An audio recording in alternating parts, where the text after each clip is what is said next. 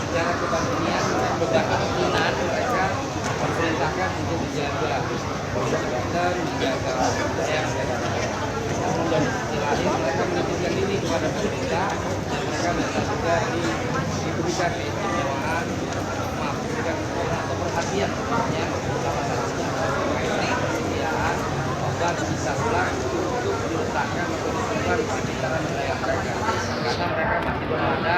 mereka masih baru menggunakan cara-cara tradisional sehingga potensi tidak tugasnya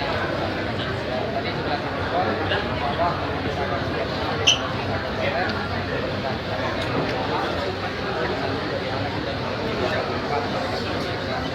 obat desa adat atau perda desa adat itu tahun 2000